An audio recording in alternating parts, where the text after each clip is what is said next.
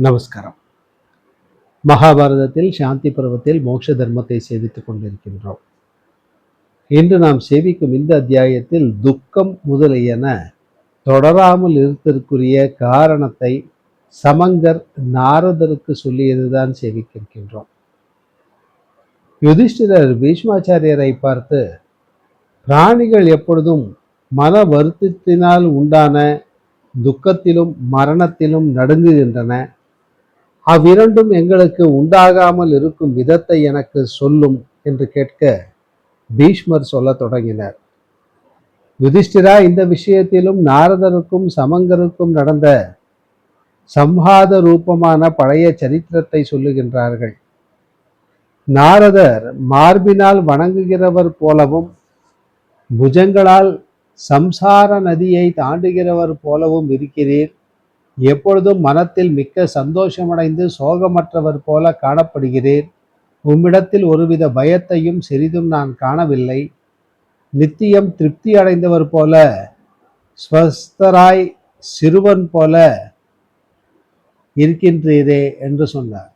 அதற்கு சமங்கர், நாரதரே, நான் சகலமான பிராணிகளிடத்திலும் நடந்ததையும் நடக்கின்றதையும் நடக்கப் போகின்றதையும் அவைகளின் தத்துவங்களையும் அறிகின்றேன். அதனால் நான் மன வருத்தம் இல்லாதவனாய் இருக்கின்றேன். நான் உலகத்தில் காரியங்களின் ஆரம்பங்களையும் மறுபடி பயன்களின் உற்பத்திகளையும் நானாவிதமான பயன்களையும் அறிவேன். அதனால் நான் மன வருத்தம் இல்லாமல்லவனாக இருக்கின்றேன்.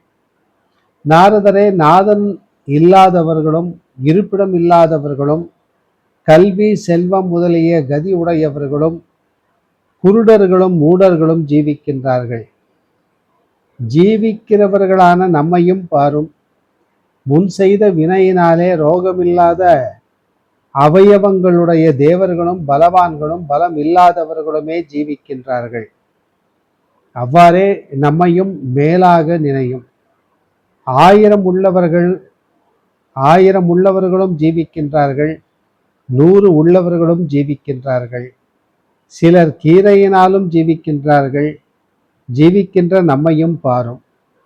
நாரதரே, நாம் துக்கத்தை அடையாமல் இருக்கும் பொழுது நமக்கு தர்மத்தினாலோ உலக வியாபாரத்தினாலோ என்ன பயன் ஏற்பட வேண்டும்? சுகங்களும் துக்கங்களும் அழியும் தன்மை உள்ளவனாய் இருப்பதால் அவைகள் நம்மை துன்பப்படுத்தாது. மேலான அறிவுடைய மனிதர்கள் இந்திரியங்கள் கலக்கமற்று இருப்பது பிரக்ஞைக்கு காரணம் என்று சொல்லுகின்றார்கள். இந்திரியங்கள் மோகத்தை அடைகின்றன, துக்கத்தையும் அடைகின்றன. இந்திரியங்கள் மயங்கியவனுக்கு அந்த பிரக்ஞையின் லாபமானது இல்லை. மூடனுக்கு அந்த மோகமே மறுபடி கர்வமாகின்றது. மூடனுக்கு இந்த லோகமும் இல்லை, பரலோகமும் இல்லை. எப்பொழுதும் துக்கங்களே உண்டாவதில்லை. எப்பொழுதும் சுகத்தின் லாபமும் இல்லை. மாறி மாறி கொண்டிருக்கின்ற வாசன ரூபமான பெரிய ஜுவரத்தை என்னை போன்றவன் ஒருபோதும் அடைய மாட்டான். பிரியமான போகங்களையோ சுகத்தையோ அனுசரிக்க மாட்டான். நேர்ந்த துக்கத்தையும் சிந்திக்க மாட்டான். மனத்தை சமாதானம் செய்து கொண்டு பிறருடைய சுகம் முதலியவற்றில் ஆசைப்படாமல் இருப்பான். வரப்போகிற லாபத்தை குறித்தும் சந்தோஷிக்க மாட்டான். தனலாபமானது அதிகப்பட்ட பொழுதும் சந்தோஷத்தை அடைய மாட்டான். பொருள் அழிவதிலும் துக்கிக்க மாட்டான். பரலோகத்தில் உறவினர், செல்வம், நல்ல குலம், கல்வி, மந்திரங்கள், பலம் ஆகிய எல்லாம் துக்கத்திலிருந்து காக்க திறமையுள்ளவை அல்ல.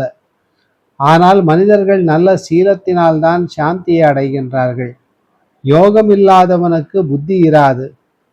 யோகமில்லாதவன் சுகத்தை அடைவதில்லை.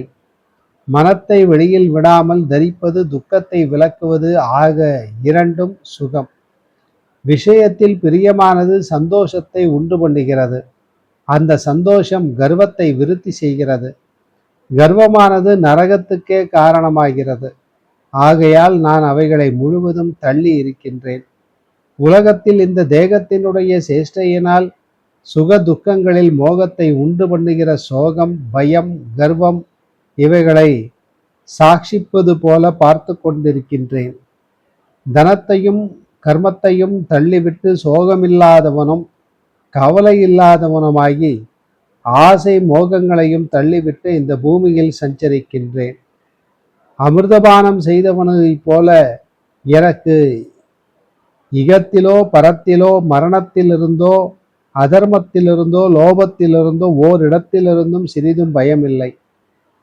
பெரிதும் அழிவற்றதுமான தவத்தை செய்ததால் இதை அறிகின்றேன். நாரதரே, அதனால் என்னை சோகம் வந்தடைந்து வருந்துவதில்லை என்று சொல்லி இந்த அத்தியாயத்தை பூர்த்தி செய்கிறார். மீண்டும் நாளை சந்திப்போம்.